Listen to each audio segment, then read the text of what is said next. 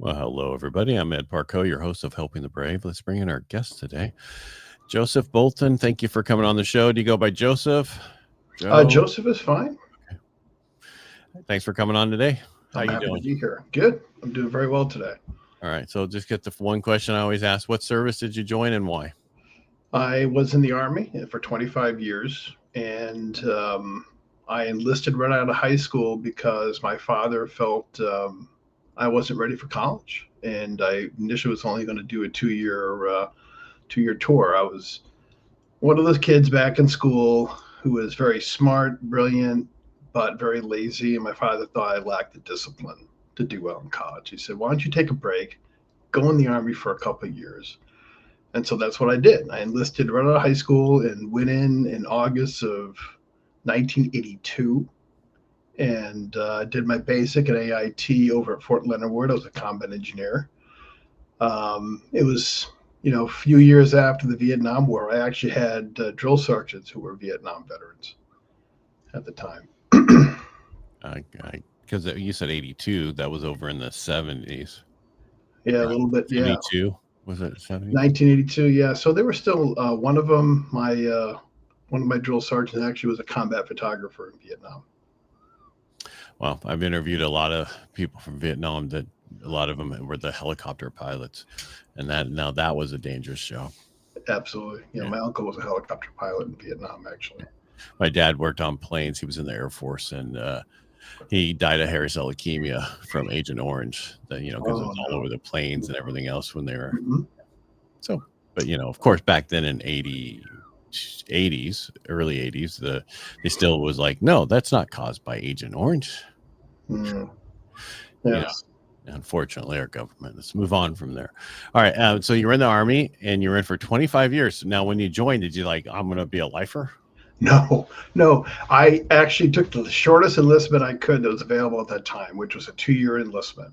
So I just wanted to do 2 years. I was going to get out, and then I was going to go to college somewhere and be an engineer.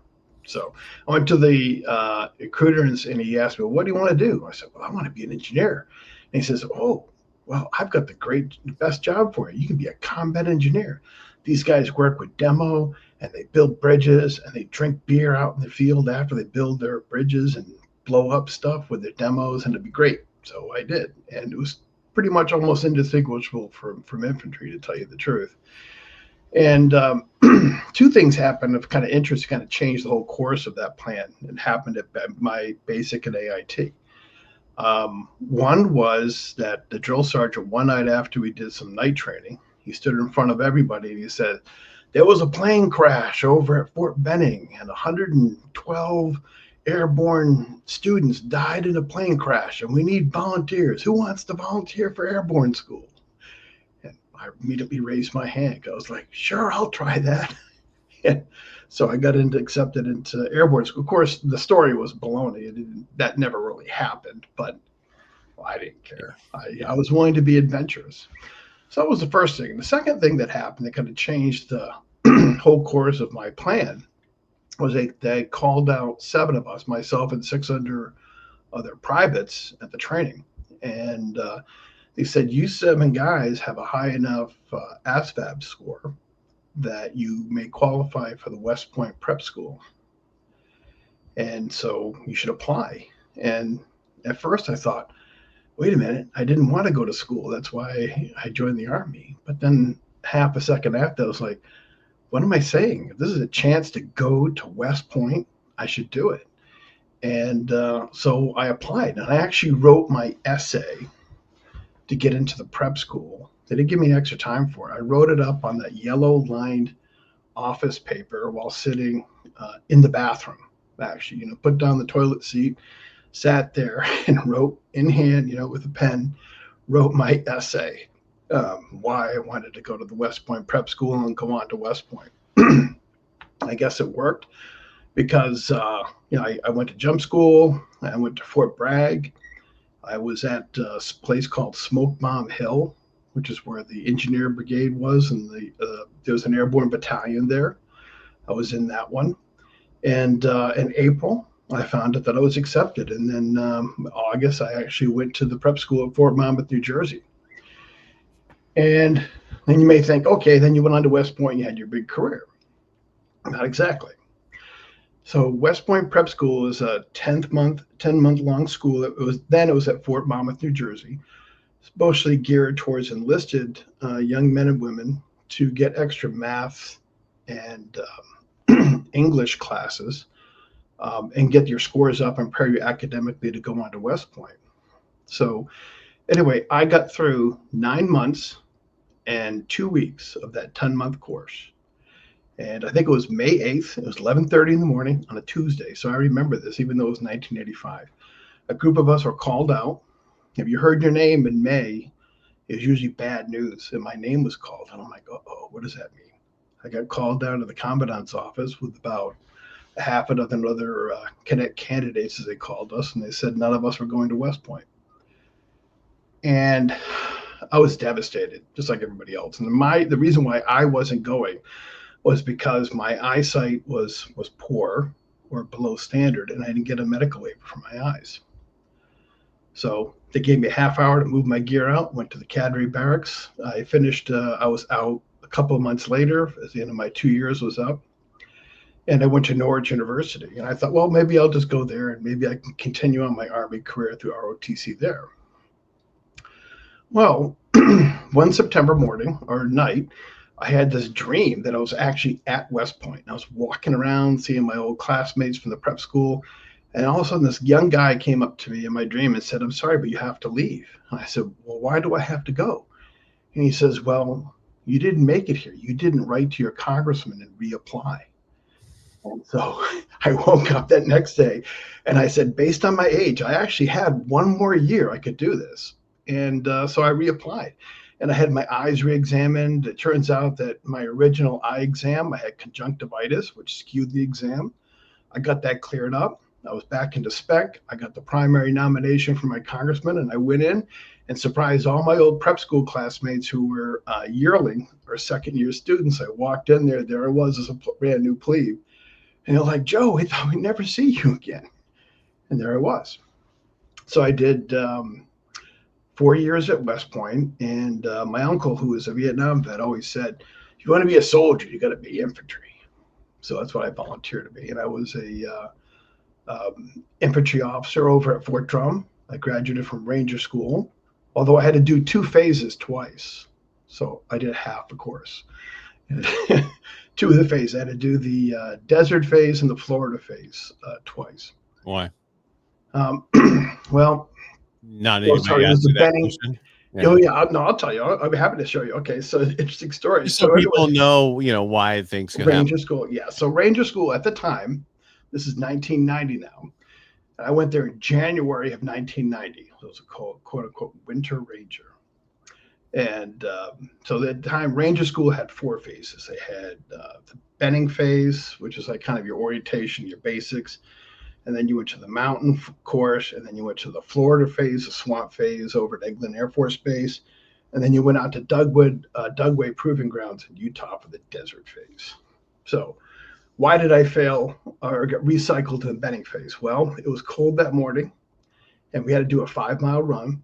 And I made the mistake because it's cold. I said I wore my long johns underneath my BDU, my pants, because you actually ran in your BDUs, your combat fatigues.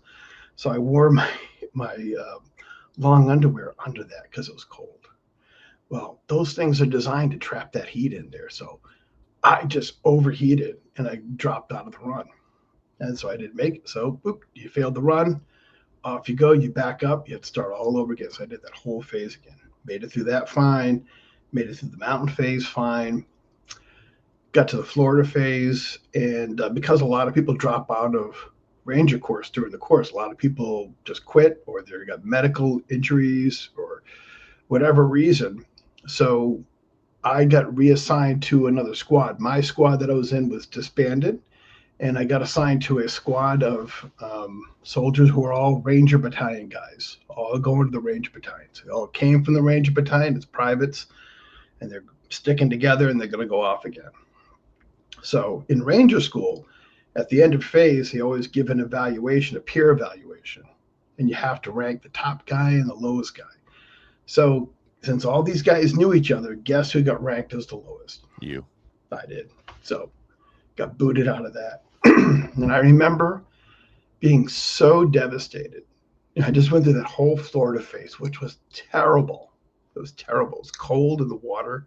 It's terrible. I got through that whole thing, and I realized I had to do it all over again. But made it through. Got that. Made it through the desert phase and went to Fort Drum. And then I was an infantry officer for many years until I got promoted to major. And then I became a space operations officer. I figured I had enough of mud. I wanted to go to space. So space operations officer is not an astronaut, but it's someone who plans and coordinates all the Department of Defense space assets, satellite systems, and space systems into supporting the operations of the ground. Brand new thing back in 2000. So I did that for a few years. In my last assignment, I went back to Fort Drum as a space operations officer. And of course, when I became space operations and I really wanted to do it, I thought I'd be working like in a lab, kind of a technical environment. But my assignment officer said, you know, you were infantry, and we need a space officer up there at 10th Mountain Division, the light infantry. So you speak the language, so you're going back there. And so I ended up, my last tour was right where I began as an officer at Fort Drum. And I served a year in Afghanistan as one of two space operations officer in the whole theater for the Army. And then retired in 2007. And since that time, I've been working as a contractor for the Air Force. Let's back up a second. Don't. Yeah. You said that. I want military career. So now, did you find any of those Rangers that they made you go back through and take care of them later? You know? No. I'm gonna write down their names, and you're gonna remember me. No. Oh no. Because they're all privates, and you're an officer. So. Yeah. Well, you know, there was no rank in Ranger School. Doesn't matter what rank you are when you came in. You could be a captain. We had captains. I know, but it's still you are still, you know. No, because they were in the Ranger Battalion, and I went to the 10th Mountain Division. So I know. My son's airborne. He was an airborne medic. Now he went to the Cavalry Division, and then I guess they're disbanding that now. And he's in Korea right now. So yeah. And he's moving up pretty fast, and I'm amazed. And you know, it's one of those things I didn't know when I joined. I joined the Navy as a corpsman, and I didn't understand the whole military. My dad and uncle was Air Force, and then from doing the show for the last 4 years, I understand why there were so many people in the Air Force during Vietnam, because they had just made that whole division from the Army Air Corps that they needed to put a lot of people in there. Because I never understood why there were so many people in my family that was in the Air Force, during the Vietnam, and then I can understand why. Yes, that's right. Yeah, no, so I never saw those guys again. That was just a joke, right? Oh yeah, I know. But I do remember you talk about people graduating or not graduating. I remember the very desert phase. We're like a couple of days away from finishing all the training. Days away after like 9 weeks of training. That's if you didn't do half of it twice like I did. But anyway, this young guy, I think he was a lieutenant. He actually, because Ranger School, you don't get enough food. So anyway, he went into the closet in the barracks where we were sleeping out in Dugway out in Utah. And he reached out there and he grabbed, in the middle of the night, a box of MREs. And he got caught by the Ranger instructor who was sleeping in the next room, caught him red-handed, literally holding the box of MREs. And of course, stealing, you're out. He was out. So and he tried to say, well, I just wanted to feel how heavy the box was. And it was like, well, I was stealing it, but I was going to share it with all my Ranger buddies. So, no, out you go. Yeah, because they want you to feel uncomfortable, be able to train other people also, Yes. Yeah. You got to be at your worst in order to see how you are.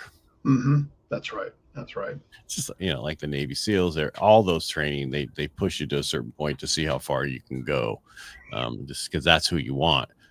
There's nothing worse than interviewing some people in the past few years who just didn't like how far the military went one way. So.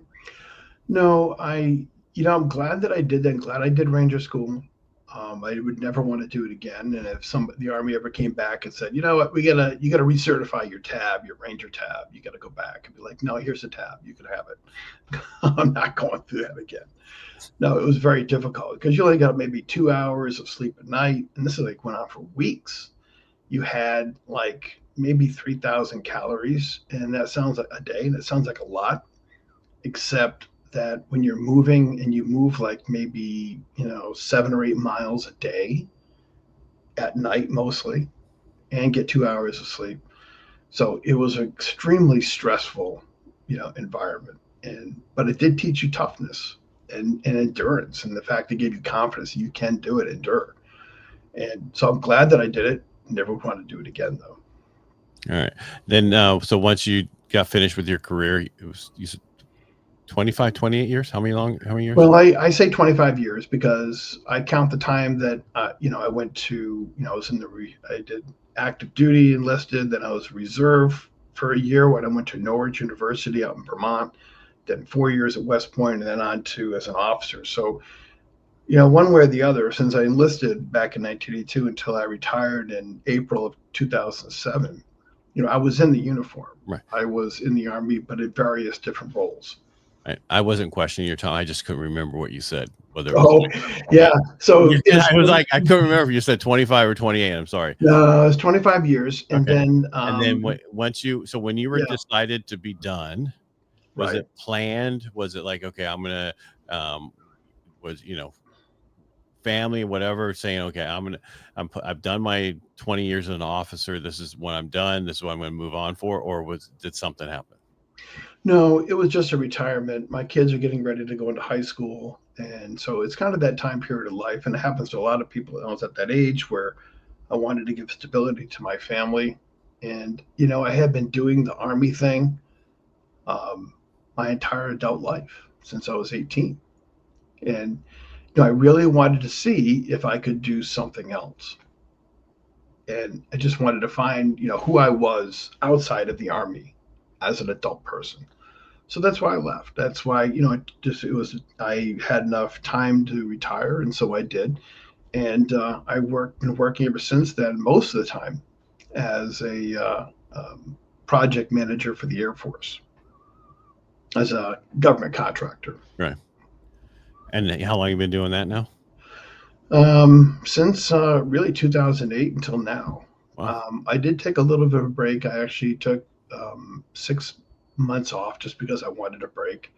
And I actually taught mathematics at a little Catholic school out in central Massachusetts called Holy Family Academy. And I really liked that job. But I realized that it was probably too early for me to take a teaching job, and I needed to get back to being a project manager. And they called me up and said, here's all this money. We want you to come back. And so I did. So I've been working that job, probably the last 2 years now, pretty steady as a project manager for the Air Force.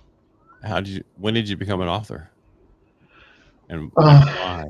Well, my mother's family is French Canadian, so I was always very fascinated with my family's history in Canada. And so after researching my family's history and gave my mother and her siblings a DNA test, I discovered not only am I French Canadian, but I had a little bit of Native American ancestors up in Quebec. And as I researched their stories about who they were as people, I was very fascinated by that, and I wanted to retell their story. Now, many people have written, stories about their ancestors, especially if they have very well-known ancestors. But what I did was a little different. I retold their story in a reimagined Quebec that had magic and Native American trickster animal characters that they were interacting with. And it was kind of like a language of folktale, kind of like a reimagined folktale. I retold their story. And, I've always loved storytelling. I always loved mythology as a kid. So what I did was I loved my family history. I loved mythology. Basically, I combined those into something new called Old Grandmother's Tree. And the first books came out in August of last year. And I'm getting ready to publish the third volume in the series, probably September, August of this year. And then early next year, we'll have the fourth volume of the book. And was it self-published or It was self-published, and but I don't get me wrong, I people, I'm not saying one way or another. I was just a question whether it was self-published because I self-published my own book. mhm, I think everybody should, unless they're getting some huge money from the some traditional publisher. But the problem is you don't own your stuff once you get a check from them. Where self-published, you still own everything. that's correct. That's correct. So although a lot of the risk, financial risk, is on myself or anyone else that does self-publishing, you do maintain that freedom of creativity and also that freedom, that sense of ownership of the books themselves. And so it's really a unique book. It's not only is it kind of a mesh of folklore and mythology with true history and real people, but it's also heavily illustrated. So we've got, I worked with a two great artists to help me out with the book. One was Masami Kiono of Manhattan, and she did all the storyboard of the rough sketches. And then the final artist who did the final art in the book that you see is Natasha Pelly Smith out of Toronto. And there's between the two volumes of books, we have 450 full color illustrations, and there's along with 40,000 words of text. Wow. So these are big books, and there's 10 interrelated stories within these two books themselves. So I didn't know you could. So how have you always been a writer? Well, no, no, I What I actually, mean is, do you enjoy? Because the real, I mean, my question is, do you enjoy writing? Because I feel there's two types of people. There's people who can write, and there's people who can talk. I, I, I'm horrible at writing. well, I think that I wrote stories as a child. Okay. Always had a very good imagination, but I didn't really do that as an adult until after my one of my younger brother died of ALS in 2013, and I took up writing a blog, mostly just for myself, but it was kind of like essays about science, religion, um, philosophy, and I called it Guston's Alley. And I wrote this blog for probably about 6, 7 years, and I didn't care if, it wasn't really targeted for anybody in particular. I wrote it for myself, but it was kind of therapy for myself. And then it was after I researched my family history, then I got inspired to turn more towards what I'm doing now, which is writing these fictionalized versions of my ancestors in Old Grandmother's Tree. Hmm. And there was one. What's that? So I'm sorry. I'm taking a little note so I can remember what I want to ask you. So. Okay. What do you want to ask me? No, keep going. Oh, I thought you saw okay. me typing, and that's sometimes it's easier than getting a pen Oh, and trying yeah. to write. So keep Sure. going. Okay. Yeah. All right. Well, there's one ancestor in particular that is the old grandmother of the whole book series that really inspired, and she's kind of the hub of the whole story, the anchor that holds puts it all together. And she was a young Algonquin woman, and her name was Mito Goku, and she lived in Trois-Rivières in Quebec in the mid 1600s. And this all part is true, and and I rewrote this in the book. But when she was about 22 years old, she was married to another Algonquin, and they had two small children, maybe 4 and 3 years old. And the Mohawks came up from New York, attacked the village. Her husband was killed in the attack, and her two children were kidnapped, and she never saw them again. So here she is at 22. She lost her husband, she lost her children, and she didn't have any kind of definitive what happened to them. She just knows they're gone, has no idea what happened to her, never heard anything about them for the rest of her life. So, some people may fall into despair at that point, but she didn't. And 5 years later, she married a French settler named Pierre Cauk, and together they became my ancestors. And she lived, I would assume, this incredible life because at the very end of it, when she died in January of 1699, the priest at Trois-Rivières wrote this about her. And he wrote, Mitio Goku lived a full life with dignity, respect, and love, a courageous and loving Algonquin woman. And I thought, what a beautiful eulogy, and very powerful, all within just 2 lines. And any of us, I think, that if our lives could be described at the end, as having lived a life of dignity, respect, love, and courage, would say we did pretty good. And so this priest wrote this about her, and it's remarkable when you think in that time period for a priest to remark or make note of any woman back in 1699, much less a First Nations Indigenous woman in Canada. So she had to make a very big impact on the rest of her life since that attack, that tragedy that happened earlier in life, that she still lived a life very positive and she had a positive impact and it was inspirational to the people around her. So I took that and I kind of retold her story in these books. At least part of the stories are directly about her. And she is she was just very inspirational to me. And so I wanted to retell her story in this book, but I wanted to do it also in an imaginative way. And I like the language of folk tales instead of trying to be strictly historical, because folk tales are a universal language within the whole world. All cultures have folk tales and mythology, and they all have they tell us about where we come from. They talk about the human condition. They talk about living well, living with morality and lessons. And I try to incorporate that also within my stories. Yeah, I could never do what you did. I No. just there's no I mean, I have imagination, there's things I come up with, but to actually write it, it's I could tell the story, right? But to write the story and to follow the way that you and the passion you can see in your face from what you just did, I just that's I my hat's off to you. I mean, it's still on, but it's off to you. No, yes.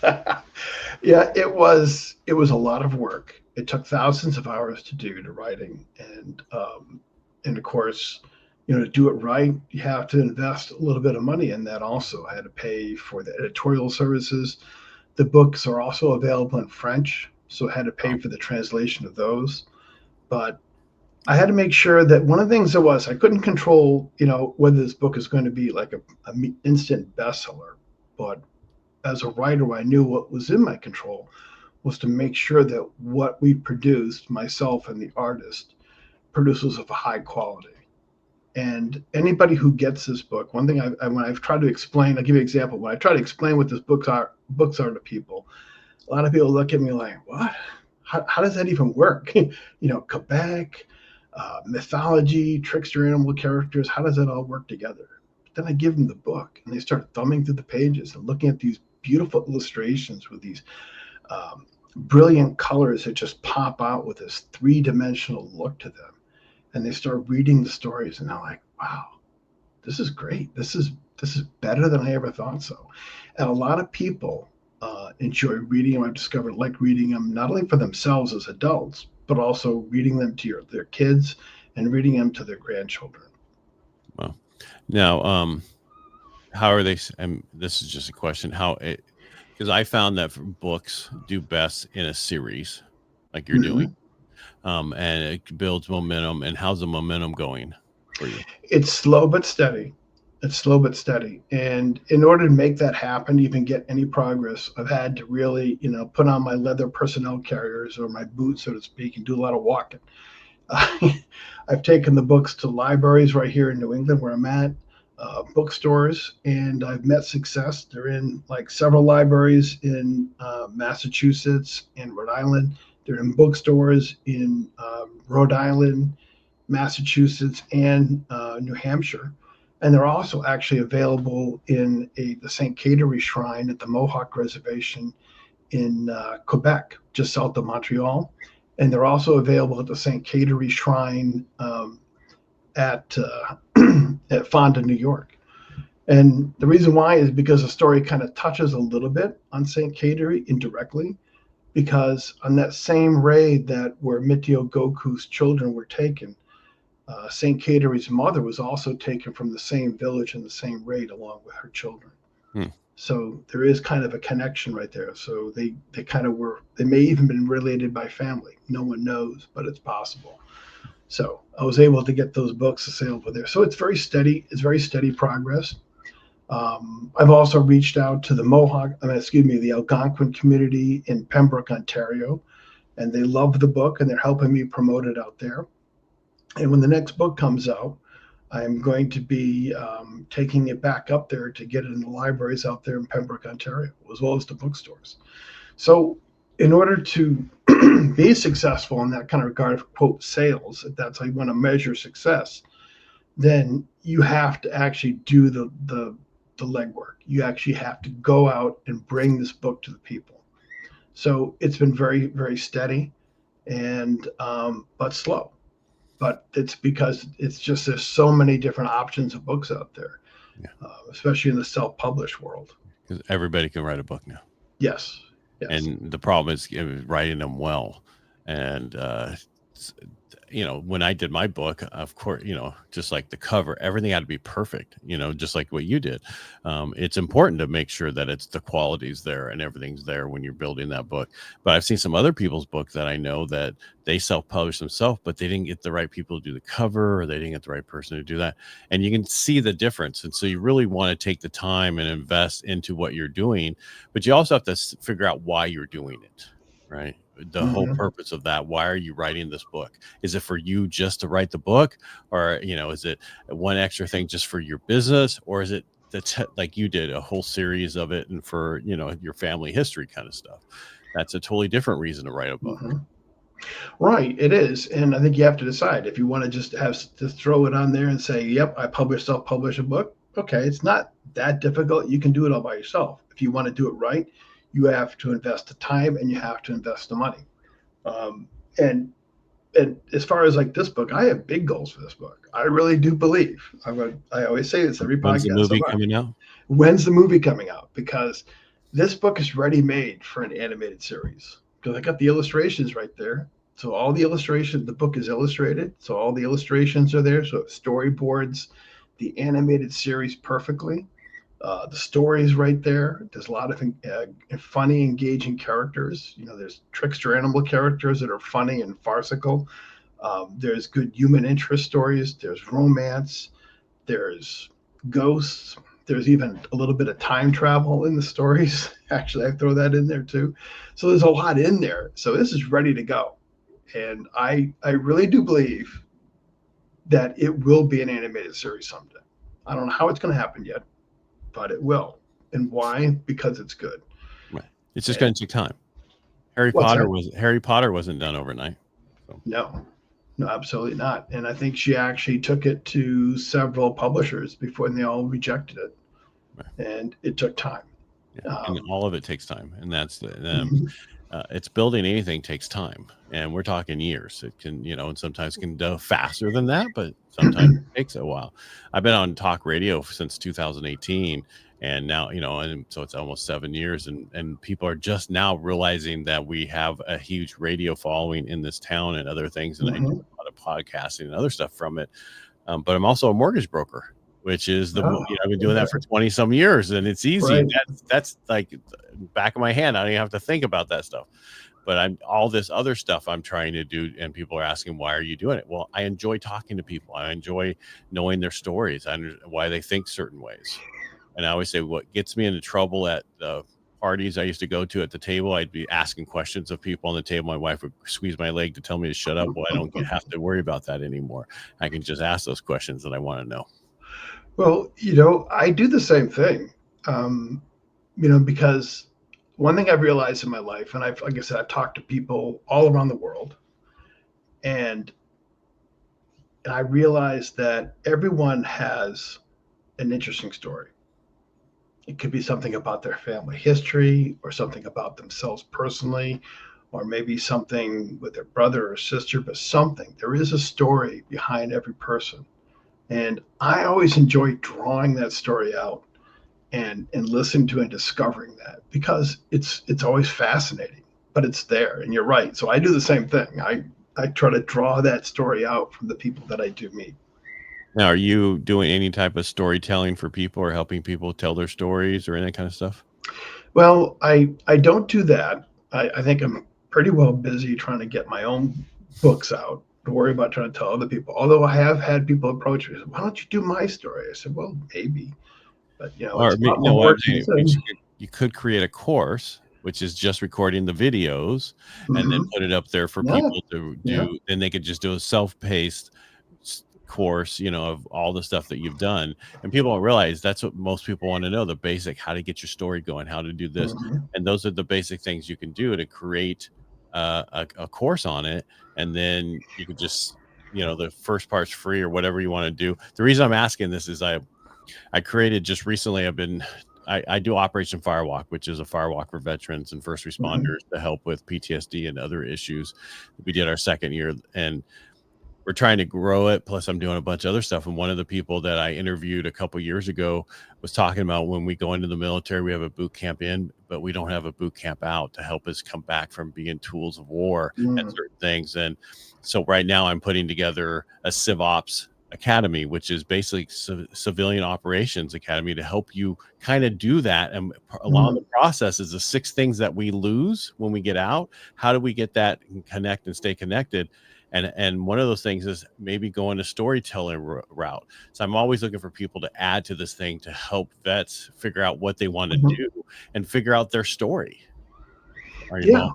Yeah. yeah. No, that's excellent. No, that's excellent work. Because you're right. Everyone has a story, and especially military veterans. Everyone's got stories. Well, also, who are we when we get out? We lose our purpose. We lose our what we do. We Mhm. lose time. There's so many things we lose, and the question is, how do we keep those connected so that we can keep moving forward? And that's what I'm trying to build. And it's Mhm. not trying to make money off it. It's just trying to build it so that we as veterans don't lose our purpose and we don't lose more brothers. Because we're losing 50 a day right now, and that's a lot of us committing suicide.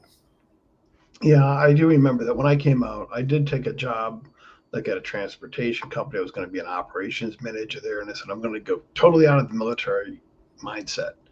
And it didn't really work very well No. for me personally. Yeah, I couldn't really make the adjustment. I was dealing with people who had different standards of doing their job. Of you had to be, where in the military, if you're an officer, you tell somebody to do something, they just do it. You know, but in the civilian world, it didn't quite work that way. So after I left that job, I just said I'm done, and I went right back into as a government contractor, which is kind of a familiar environment for me. Right. So part of the advice I would give is try not necessarily to make a drastic career change. That you have these skills, you have this training from the military, and it's valuable. And there's nothing wrong with continuing on with something that's kind of related to what you did in the military. A lot of times we leave with a secret clearance or a top secret clearance. That's of value. So don't be afraid of going back into that environment because that familiarity, that structure, I think helps people to adjust after they leave the military. Because we just lost that structure. And that's Mhm. what the whole thing I'm trying to put together, just so people, because a lot of people run away from the military, but they still need the structure for what they're doing. And because I ran away when I got out, and then I came back to it Mhm. years later, doing different things. Right. And I just think it's important to, Mhm. we learned a lot. We attention to detail. We have, SOPs. There's so many things we have and we can do because of what we learned in the military that we can use in the civilian world. We just have to find the right place to do it, and we're trying to help those people find those right places. I think that's a very good program that you described that you're actually creating to build. I Yeah, think because it very and that much. all came out of the firewalk and a bunch of other stuff because we were talking Mhm. about it. I actually brought it up at the firewalk. I was talking about other stuff, and then one of the guys was like, "That's a great idea. We should do it." And I already had it in the works, being built and everything else. And it's just one of those things. It's not going to be 100% ready right away. It's going to take time because it's finding the right people to do the right things to help vets with what we need. So Right, right, absolutely. yeah. All right, Joseph. Thank you so much for being on the show today and telling your story. Really appreciate it. And are your books on Amazon? Yes, they are. You can have a website. It's oldgrandmotherstree.com, all written as one word. And you can find links to Amazon there for the books, or you can go to Amazon and look up Old Grandmother's Tree, and you'll find the books there as well. The website also has a Wikipedia page of all the characters and places in the books. And it also has some of the illustrations from the books that you can look at. And it was my biography and also the biography of the artist. All right, so go to oldgrandmotherstree.com. Yes. that's the best place to go. Go there first. Mm-hmm. Then you can go buy it on Amazon afterwards. Right. Buy the book and read it to your children, read it to your grandchildren, or read it to yourself, because you'll like it too for yourself as well. All right. Thank you so much for being on the show. I really appreciate it, Joseph. Thank you. Thank you. I'm glad to be here.